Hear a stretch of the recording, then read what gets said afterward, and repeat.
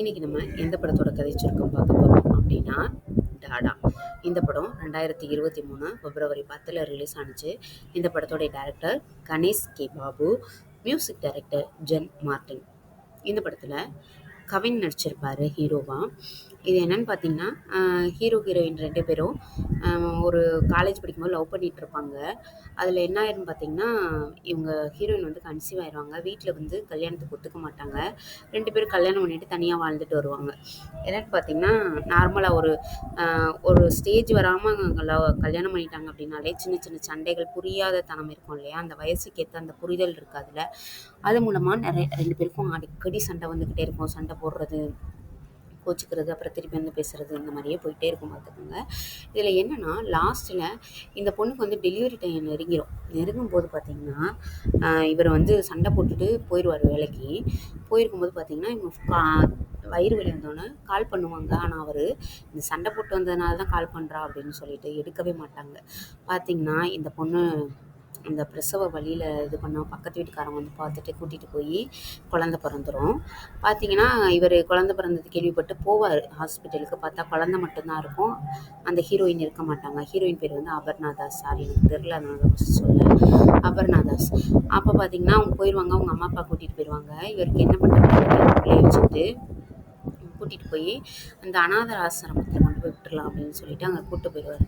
கூப்பிட்டு போனால், நீங்கள் எங்கேருந்து எடுத்தீங்க, என்ன எதுன்னு சொல்லி கேட்பாங்க. டீட்டெயிலாம் எல்லாம் கொடுத்துட்டு வெளில போகும்போது ஆனால் இவருக்கு ரொம்ப கஷ்டமாக இருக்கும். திருப்பி போய் அந்த குழந்தைய தூக்கிட்டு ஒரே ஓட்டமாக ஓடியே போயிடுவார். காலேஜ் போகும்போது கூடவே கூப்பிட்டு போவார், வேலைக்கு போகும்போது கூடவே கூப்பிட்டு போவார். அந்த பையனுக்கு ஒரு 5 வயசு ஆகுற வரைக்கும் அப்படி நார்மலாக போய்கிட்டு இருக்கும் பார்த்துக்கோங்க. இவர் ஃப்ரெண்டு ஒருத்தர் கூடவே இவருக்கு கூட இருந்து ஹெல்ப் பண்ணுவார். இவர் குழந்தைய தூக்கிட்டு போய் அவங்க அப்பா வீட்டு முன்னாடி போய் நின்றாலுமே, அவங்க அப்பா பாக்கியராஜ் இருக்கார் இல்லையா, அவர் தான் அப்பாவாக இருப்பார். இதில் அவர் வந்து உள்ளே விட மாட்டார். இது தேவையில்லாத வயசில் போய் கல்யாணம் பண்ணிட்டு வருவான், பிள்ளைய தூக்கிட்டு வருவான், எப்படி வீட்டுக்குள்ளே விட முடியும் அப்படின்னு சொல்லிட்டு விட மாட்டார். அதனால் இவர் தனியாகவே கூப்பிட்டு போய் வளர்ப்பார் பார்த்துக்கோங்க. குழந்தைய சூப்பராக வளர்த்துருப்பாரு. இவருக்கு வேலை வாங்கி தரேன்னு சொல்லிட்டு இவங்க ஃப்ரெண்டு ஒருத்தவங்க சொல்லியிருப்பாங்க. அப்போ போய் சேர்ற வேலை தான் இந்த அபர்ணா தாஸே ஹெட்டாக இருக்கக்கூடிய ஒரு ஆஃபீஸில் போயிட்டு இவர் சேருவார். அப்போ போய் சேர்ந்ததுக்கப்புறம் பார்ப்பாங்க, பார்த்துட்டு கண்டுக்காத மாதிரி போயிடுவாங்க.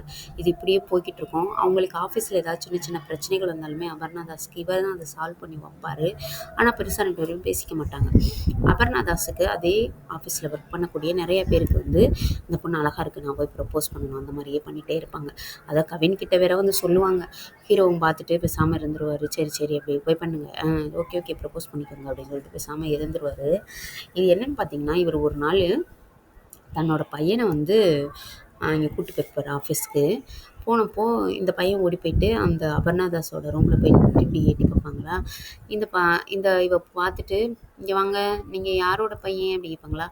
மணிகண்டன் அப்படின்னு சொல்லுவாங்க. பேர் என்ன கேட்டக்கா, ஆதித்யான்னு சொன்னோன்னே ஃபஸ்ட்டு அவளுக்கு ஜர்க்காயிரும். ஆதித்யாங்கிறது தான் இவங்க வந்து குழந்தை பிறந்தோன்னே பேர் வைக்கணும்னு சொல்லி முடிவு பண்ணியிருப்பாங்க. பேர் கேட்டோன்னு ஜர்க்காயிட்டு தான். அடுத்து வந்து அப்பா பேர் என்ன கேட்டோம், மணிகண்டன் சொன்னோன்னே இவளுக்கு என்ன பண்ணுறதுனே தெரியாது. அப்படியே போய் அந்த லிஃப்ட்டில் உட்காந்து அழுதுகிட்டே இருந்து திருப்பி வந்து அதே ரூமில் வந்து உட்காந்துருப்பா. அப்போ இந்த பையன் மறுபடியும் ஓடிடுவான்.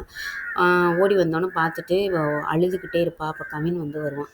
வந்து பார்த்துட்டு, எதுக்கு இப்போ அழுது சீன் போட்டுக்கிட்டு இருக்க அப்படின்னு சொல்லும்போது, அவள் என்னென்னமோ சொல்லுவானா, அவன் எதையுமே ஏற்றுக்கிற மாதிரி இல்லை. லாஸ்ட்டில் எதுக்கு இப்போ நீ இந்த மாதிரி பண்ணிக்கிட்டு இருக்க, நீ தான் அம்மான்ற விஷயம் வரைக்கும் அவனுக்கு தெரியும். ஆனால் அவன் இது வரைக்கும் அம்மா எங்கன்னு ஒரு வார்த்தை கூட கேட்டதில்லை. ஏன் தெரியுமா, நான் கஷ்டப்படக்கூடாது அப்படின்ற ஒரு காரணத்துக்காக தான் அந்த மாதிரி நான் என் பிள்ளைய வளர்த்து வச்சுருக்கேன். நீ எங்களுக்கு தேவையே இல்லை. பிள்ளைய போய் விட்டுட்டு போனியடி, உனக்குலாம் இதாக இல்லை. என்னையை விட்டுட்டு போனால் சரி, என் கூட சண்டை, எப்படி பெத்த பிள்ளைய விட்டுட்டு போக உனக்கு மனசு வந்துச்சுன்னு சொல்லி திட்டுவாங்க. அப்போ தான் அபர்ணா தாஸ் சொல்லுவாங்க, குழந்தை வந்து பிறந்ததுக்கப்புறமா அவங்க அம்மா அப்பா சொல்லியிருக்காங்க, குழந்தை இறந்து போச்சு அப்படின்னு. அதனால தன்னோட குழந்தை இறந்ததுக்கு கவின் தான் காரணம். ஏன்னா ஃபோன் அடிக்கும்போது எடுக்கலை இல்லையா, ரொம்ப டைம் ஆகி ஹாஸ்பிட்டல் வந்தனால தான் நம்ம குழந்தை வந்து இறந்து போயிடுச்சு அப்படின்னு சொல்லிட்டு தான் அவங்க அம்மா அப்பாவோட அவங்க போயிருப்பாங்க. அந்த விஷயத்த சொன்னோன்னா கவினுக்கே அழுக வந்துடும். 2 பேருமே புரிஞ்சுக்காம தான் இப்போ இவ்வளோ நாளாக சண்டை போட்டுட்டு இருந்திருக்காங்க பிரிஞ்சிருந்திருக்காங்கன்னு. லாஸ்ட்டில் பையன், அம்மா, அப்பா 3 பேரும் சேர்ந்து அப்படியே ஒரே இடத்துல ஆஃபீஸ்லேயே இப்படி படுத்து கிடக்கிற மாதிரி காமிப்பாங்க. அதோட நம்மளுக்கு இந்த படத்தையும் முடிச்சிருப்பாங்க.